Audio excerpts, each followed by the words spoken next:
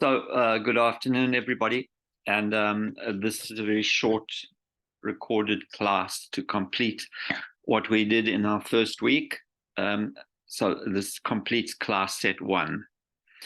And we had reached a point where there had been a period of enormous exploration into the field of microbiology and bacteriology, spearheaded by people like Pasteur and Robert Koch. And a huge amount of knowledge had been gathered, but there's one big thing that is missing. They had very firmly established by the time, especially by the time Koch finished his work, had established a link between particular disease-causing microorganisms and particular diseases. The problem was they had nothing to do about it. There was no way to counter these diseases. The only major advance in medicine in dealing with disease had been the development of all the vaccination procedures. In the case of slowly developing infections such as rabies, as we talked about with Pasteur, it was possible to use vaccination to stop the onset of disease symptoms, but that was the only instance, and a rare instance, where medicine could actually intervene in the course of an infectious disease and terminate the infection. Other than that, there was no recourse that was available to doctors to deal with infectious disease. This became an aim and a dream for many microbiologists to find some way that they could actually stop the progress of infectious disease. And the development of such interventions by drugs, particularly, ushered in what is referred to as the second golden age. The first golden age, the age of exploration set by Pasteur and workers like Koch. The second golden age, that era where we began to develop drugs which could terminate an infectious disease. And most of these are synthetic drugs, and they are mostly chemotherapeutic drugs. They're chemicals which are used in order to stop an infection. And there are two groups, really. There are one set are synthetic drugs, which do not occur in nature, but which act against infectious agents. The others are antibiotics, and antibiotics are chemicals which are actually produced by bacteria and by fungi to inhibit or kill other microbes. Why? Why would bacteria or fungi produce chemicals which they release into the environment in order to kill other microbes? Well, the answer lies, in fact, that there is tremendous competition. There is competition in the environment for space and for nutrients. And if a bacterium or a fungus can release substances which kill off their competitors, then they are at an advantage. And that is the source of many of our antibiotics.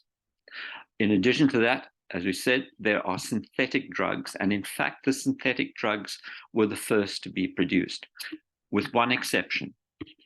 There was one drug extracted from a natural source which had been in use for millennia, particularly in South America, and that was quinine. Quinine is extracted from the bark of a tree and is quite a powerful antimicrobial agent, and we know it particularly in its effect against malaria. It is used in the prevention and in the treatment of malaria. That was something which had been known for a very long time, but that is almost the only drug that was available until synthetic drugs were produced. So this was the dream for people working in this field, was to produce what they've called a magic bullet.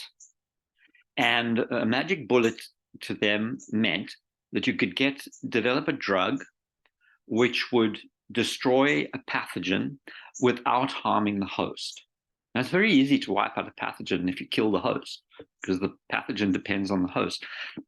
But the whole idea of treating an infection with a drug is that you preferentially hit the pathogen, not the host. Very often, unfortunately, these drugs will in fact affect the host, but your hope is that the damage is not so great that it does lasting or permanent damage. Now, the most famous name in the very early days of this science is that of Paul Ehrlich, a very, very famous microbiologist. And he was the first to develop a synthetic drug. It was called salvarsan, and it actually was developed from arsenic. Now, I have to say, arsenic had been used for a very long time as a therapeutic agent to no good effect. In fact, most people who were treated with arsenic ended up actually dying of arsenic poisoning. But he developed a drug with a much, much lower toxicity than raw arsenic. Arsenic is a metal. And the salvarsan was a drug developed from arsenic, but which had a much lower toxicity. And it was used specifically to treat syphilis. We'll hear more about syphilis when we talk about bacterial diseases, but syphilis had entered into the European population several hundred years before, probably in the 1400s, or even maybe as early as the 1300s. And syphilis is a terrible, terrible disease. In many cases, it is ultimately fatal. But it is sexually transmitted disease, and it was incredibly common in Europe. And this was the first really effective treatment for syphilis. Its efficacy varied, it has to be said. It was not a magic cure by any means, but it did work in many, many instances. So that was this drug, salvarsan, the very first effective drug to treat an infectious agent. Now, in the 1930s, a set of drugs were produced. These drugs actually are still in use, and these are the sulfonamides. These are the first true antibiotics. Now, in that word, it gets a little bit confusing because we usually think about antibiotics as being specifically those drugs extracted from things like fungi and bacteria. Here they simply mean it's anti-life, really. And they were active against many, many different pathogenic organisms. In particular, in the 1930s, they were used for the treatment of tuberculosis, and were really very effective. But the problem with the sulfonamides was they were rather toxic, so there were a lot of side effects. And for the first time, people encountered the phenomenon of resistance. That is, microorganisms very rapidly became resistant to the sulfonamides, and the effectiveness of the sulfonamides would then decrease. They did produce various sulfonamides that could be used, but the resistance to them really limited their efficacy. Sulfonamides, by the way, were developed from pigments. They were developed from chemical research into pigments for the dyeing industry. So the first true antibiotics extracted from living organisms were discovered completely by accident in 1928 by a very famous scientist called Alexander Fleming. And Fleming discovered that a fungus called Penicillium would produce an antibiotic which was active against Staphylococcus aureus. So here's the photograph of his the plate where he first observed this phenomenon. What happened was he was working on Staphylococcus aureus. Staphylococcus aureus is a very, very common bacterium. It occurs often as a commensal with human beings on our skin. And as long as it does so, excuse the traffic outside, as long as it does so, it doesn't cause any problems. Once it enters into the body, it can cause really severe problems. And it's a major cause of puerperal sepsis that we heard about before. It's very easily transferred on people's hands if they're not washing, etc. It was a major cause of puerperal sepsis and other. It commonly causes skin infections. Whenever it breaches the barriers that protect us, protect the interior of our body from the exterior. If Staph aureus is able to breach those barriers, it can cause severe problems. So it was commonly worked on in the laboratory. And here's a petri dish with an agar plate. These colonies here are all Staph aureus. Here it's growing quite vigorously and happily. He was working on them on this plate, but then he decided to go on holiday and he forgot about his plates and he left them. And they got infected with Penicillium fungus. They were contaminated by Penicillium fungus. This is what he observed. Here's the fungus growing. You can see it slipped in underneath the lid of the plate. It's growing here. And look what's happened. The Staph aureus is growing vigorously here, but in a halo around the Penicillium, the growth of Staph aureus is inhibited. And close up, it can barely grow at all, close to. He made this observation. He did write it up and publish it, but he did no more work on this phenomenon. It was just an interesting observation to him. And what was happening, of course, is that the Penicillium is releasing a substance into which diffuses through the agar, which is inhibiting the growth of Staph aureus. Well, there it remained. Nothing much more was done about it. A couple of people did do a little bit more work on it until the late 1930s, when the Second World War broke out. And in the Second World War, of course, there were mass casualties.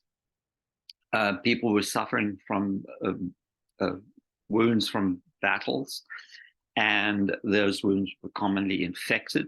And one of the common infectious agents was Staph aureus. And they were desperate. They tried the sulfonamides. They worked to a certain extent, but of course, by that time, many Staph bacteria were resistant to sulfonamides. And somebody decided to return to Fleming's work and to try to grow Penicillium, the fungus, in bulk. They grew it in huge vats of liquid broth, and then they extracted the substance, the inhibitory substance, from the vats, and that is penicillin. And that was the first true antibiotic. And it was effectively a miracle drug. It saved millions of lives. And it entered into industrial production very quickly and became extremely widely used, not only during the war, but after the war. And for a wide range of different infections, it is particularly effective against gram-positive bacteria, which we'll hear about in our second lecture series. So again, however, the problem arose with penicillin, that overuse of penicillin will lead to quite quickly lead to resistance in the bacteria. They begin to resist the bacteria, the presence of penicillin. They can still grow in the presence of penicillin. But the penicillin itself was worked on chemically and was found that it could be quite easily modified into other forms of penicillin, such as amoxicillin, which you will still commonly use, and a whole variety of others, ampicillin, anything with that name "cillin" at the end of it, any antibiotic with that name "cillin," that has been derived originally from penicillin. In addition, people began to look at the fungi and other bacteria, at the fungi and bacteria, which produced antibiotics, and began to extract a wide range of antibiotics from different fungi, from different bacteria. So the field really exploded. But for all of them, there is this problem. First of all, that resistance develops. And secondly, that the substances themselves can be toxic, can be quite toxic to human beings. We'll hear a bit about that later on when we talk about antibiotics specifically. But all of this led to what is called the third golden age, the development of new antibiotics, of new drugs to address infectious illness, and especially the development of antiviral drugs. Now, viruses are a particular problem because they are not actually alive. They are not living things. So we need other strategies, drug strategies, to address them. And there are very few agents which are effective against viruses. And in general, what we try and do is harness the ability of the immune system to deal with viruses. But the new antiviral drugs have indeed been developed, particularly as a result of the HIV epidemic in the 1980s and 1990s. A series of effective antiviral drugs were developed. So let's just think we're going to hear about different branches of microbiology. But let's get them clear in our minds. Microbiology is the study of any microbe. Anything with less than 0.1 millimeters, which cannot be seen or visualized with the naked eye. Bacteriology is specifically the study of bacteria, because there are many different microbes. There are eukaryotic microbes as well as prokaryotic microbes. Mycology is specifically the study of fungi.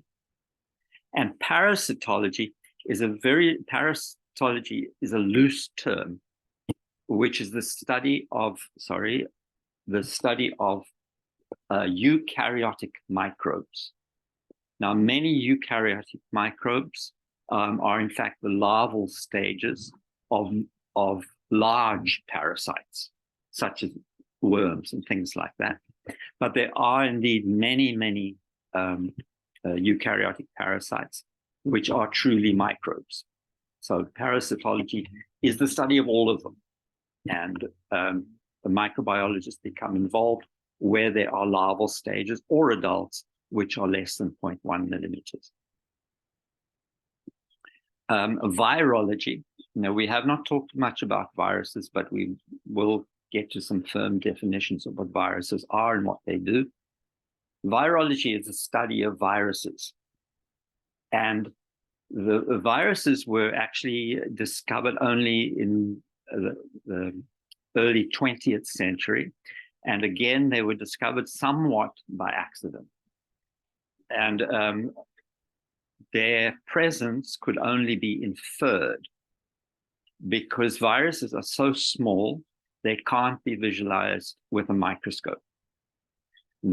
So the way in which they were discovered was that people were working on crops, which were agricultural plants, things which were suffering from diseases. It was assumed that these diseases were bacterial in origin, but they couldn't visualize any bacteria. They trying to grow bacteria from these diseased plants.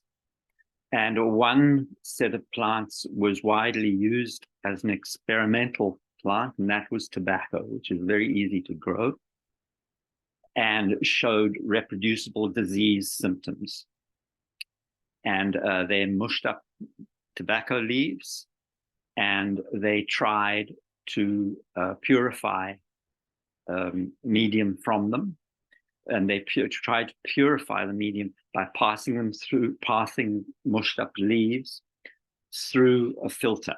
Now, they assumed that what would happen would be that when they crushed up the leaves and homogenized them, passed the liquid through a filter, the bacteria would be stuck on the filter because the filter was small enough. The holes in the filter were small enough to stop bacteria passing through. Doing that, they hoped that they would accumulate enough bacteria that they could set up cultures. But what they discovered was that the material which passed through the filter was itself infectious. And that was because the viruses that were causing the disease,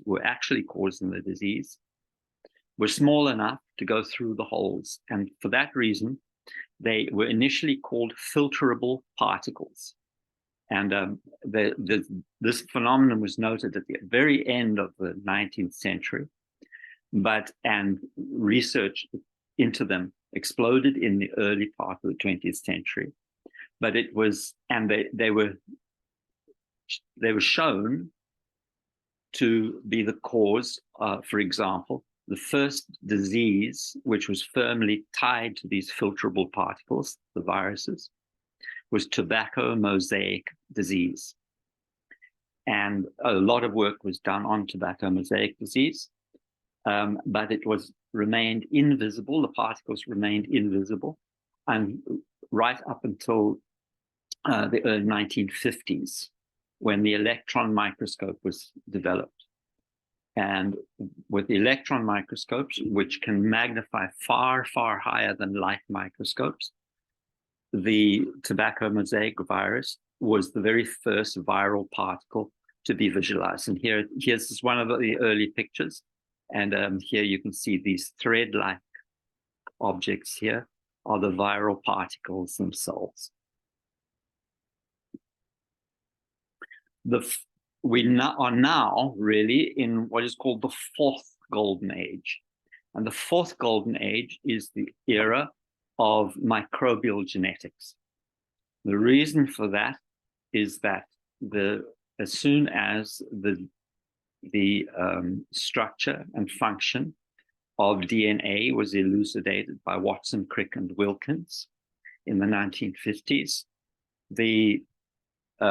it was quickly realized that we could, in fact, move DNA around inside bacteria.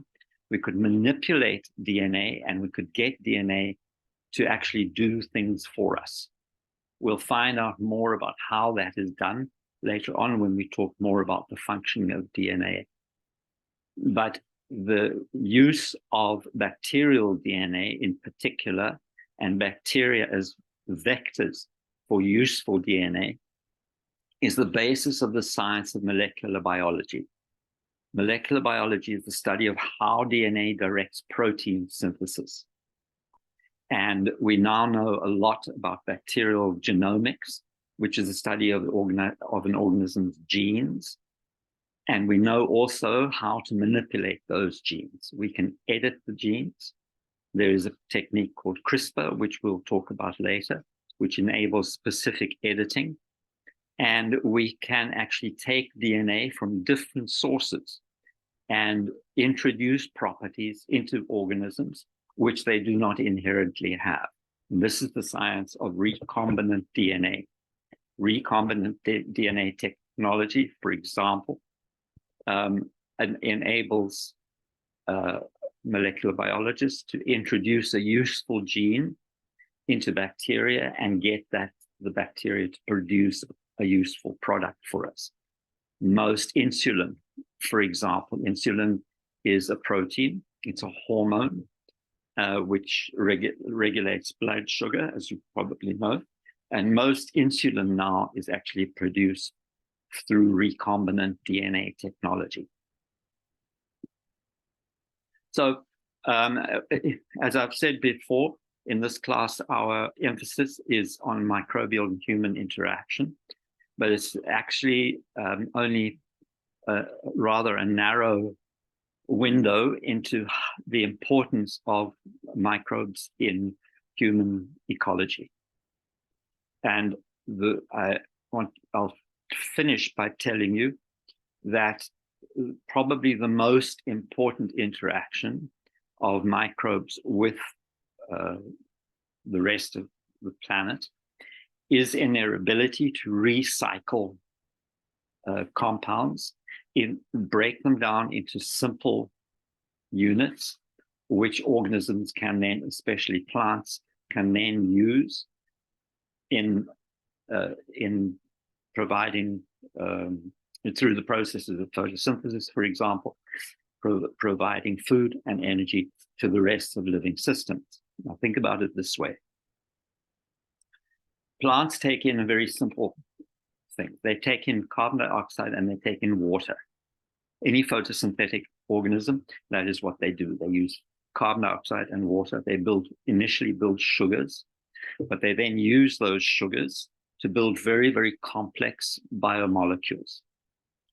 And many of those biomolecules which plants make are so robust, so strong, that they don't decay very easily. And they certainly don't break down spontaneously.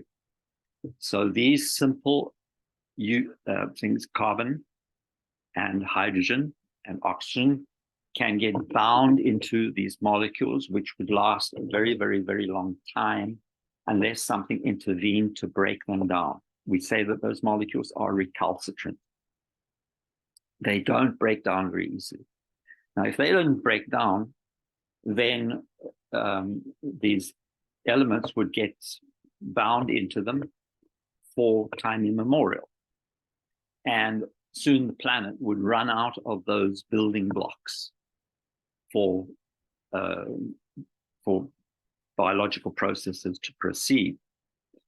Instead, we have microbes to thank, both bacteria and fungi especially, which convert those recalcitrant molecules back to carbon dioxide and water in order for them to be fed back to plants to carry on the process of photosynthesis and then feed the rest of the planet that is ultimately dependent on plants. Fungi and bacteria are tremendously important in microbial ecology. They are the most important recycling organisms. And I think that's it for today. I do want to alert you to the fact that I want you, please, to revise something from your biology, your intro bio class, and that is to have a look at microscopy and different methods of microscopy. Use your textbook, but I will post a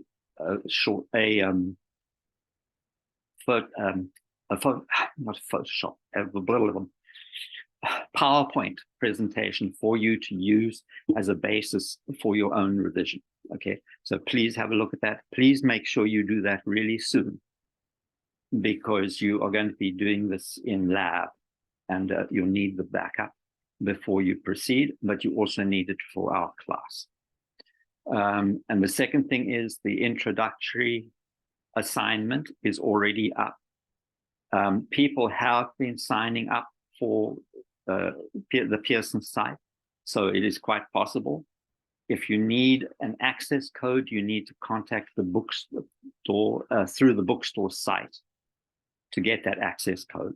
All right. Otherwise, you can get from other students, of course, I believe, or other students at least will be able to show you how to do it. Okay, and then I will see you. Our second class series begins tomorrow, and then on Monday for the rest of you. Okay, and I'll see you then.